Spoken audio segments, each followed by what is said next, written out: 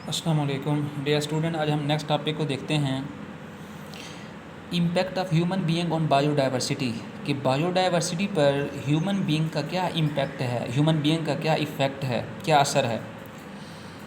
By 10,000 years ago there were about 5 million people on earth.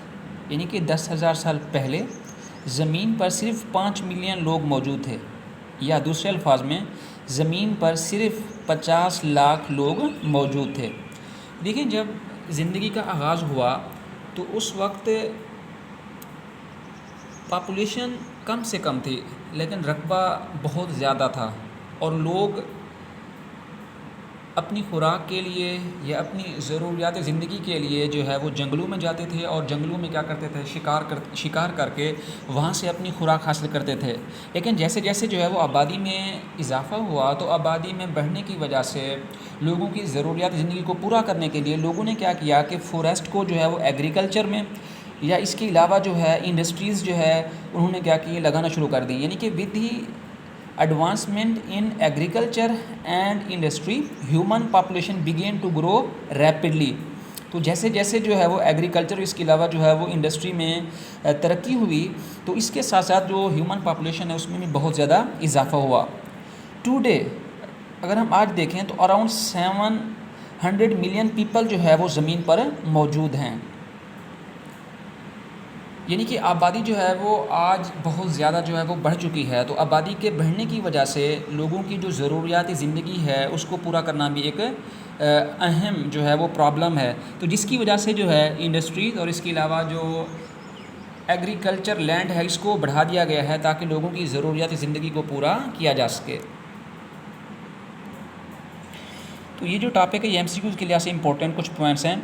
To improve the living condition for 700 million humans, यानी कि हमारे पास जो 7 अरब लोग हैं, जो इंसान हैं, इनकी जो लाइफ स्टैंडर्ड है इसको इम्प्रूव करने के लिए we are imposing serious threat to the survival of biodiversity. तो बायोडाइवर्सिटी को बहुत ज़्यादा जो है सीरियस किस्म के जो है वो थ्रेट्स का सामना है। यहाँ पर एक शॉर्ट क्वेश्चन है, right down the main causes of species extinction. तो ये शॉर्ट क्वेश्चन है। देखिए, बायोडाइवर्सिटी में सबसे पहली जो मेन वजह है वो है हैबिटेट लॉस। यानी कि हैबिटेट क्या होता है, ऐसी जगह जहाँ पे कोई जानदार रहता है उस जगह को हम कहते हैं हैबिटेट। तो जानदारों के सर्वाइवल के लिए जो है वो जिस चीज़ की ज़रूरत होती है वो बेसिकली उसका क्या होता है, हैबिटेट होता है, जहाँ पर वो रहते हैं।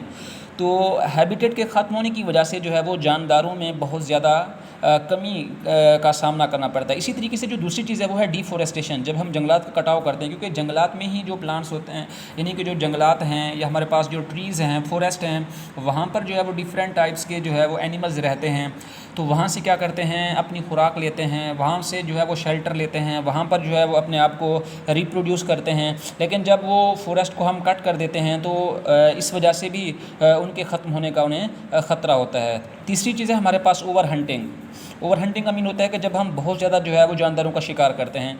इसी तरीके से इंट्रोडक्शन और रिमूवल ऑफ स्पीशीज़, जब हम कोई नई स्पीशीज़ को जो है वो एक स्पेसिफिक एरिया में ले आते हैं, या उस स्पेसिफिक एरिया से जो है हम स्पीशीज़ को किसी दूसरे एरिया में ले जाते हैं, तो इससे भी स्पीशीज़ के ख़त्म होने का जो है वो चांसेस बढ़ जाते हैं। इसके अलावा पोल्यूशन, क्योंकि जो आलूदगी है, आलूदगी के बढ़ने की वजह से भी स्पीशीज़ में आहिस्ता आहिस्ता कमी हो रही है। इसके अलावा है क्लाइमेट चेंज, हमारी आबोहवा है, इस आबोहवा में चेंजेस की वजह से they are the major causes of species extinction. तो ये तमाम जो है वो स्पीशीज़ के ख़त्म होने की मेन वजूहात हैं। तो यहाँ पे देखें, हमें कुछ इंपॉर्टेंट MCQs के लिहाज से देखना है, जिसमें सबसे पहले हमारे पास क्या है कि स्पीशीज़ इंट्रोडक्शन। जब किसी एरिया से जो है वो नई स्पीशीज़ को एक स्पेसिफिक एरिया में ले आते हैं तो इसको कहते हैं स्पीशीज़ इंट्रोडक्शन। दूसरी चीज़ है हंटिंग। अब ये जो स्पीशीज़ इंट्रोडक्शन है ये कितनी है, ये हमारे पास है 39%। हंटिंग जो शिकार है ये हमारे पास है 23%। इसके अलावा हमारे पास है हैबिटेट डिस्ट्रक्शन, ये हमारे पास है 36%, और बाकी जो फैक्टर्स हैं वो हमारे पास है 2%। तो ये आपने शॉर्ट क्वेश्चन है, बहुत ही important, write down the main causes of species extinction. तो ये आपने इसको अच्छे तरीके से देखना है। इसके अलावा ये एक ऑब्जेक्टिव है कि habitat loss is probably the greatest threat to the biodiversity on earth today. अगर हम आज देखें तो अर्थ पर जो सबसे ज़्यादा बायोडाइवर्सिटी को जो लॉस है वो बेसिकली क्या है, उसका हैबिटेट जब उसका ख़त्म हो जाएगा तो इससे उसकी स्पीशीज़ जो है वो क्या हो जाएंगी, ख़त्म हो जाएंगी। एक और इम्पोर्टेंट ऑब्जेक्टिव है, more than 2,60,000 people are added to the world population each day, यानी कि हर दिन जो है वर्ल्ड पॉपुलेशन में 2,60,000 लोग जो है उनमें इजाफा हो रहा है। और मोर देन 180 ईच मिनट, यानी कि हर मिनट में 180 लोग जो है वो ऐड होते जा रहे हैं, यानी कि आबादी जो है वो बड़ी तेज़ी से फैलती जा रही है। तो ये आपने जस्ट क्या करना है, ऑब्जेक्टिव करना है। अल्लाह ताला आप सबको और आपके अज़ीज़ व अक़ारिब को आसानियाँ अता फ़रमाए और आगे आसानियाँ तक़सीम करने का शर्फ़ हासिल करे।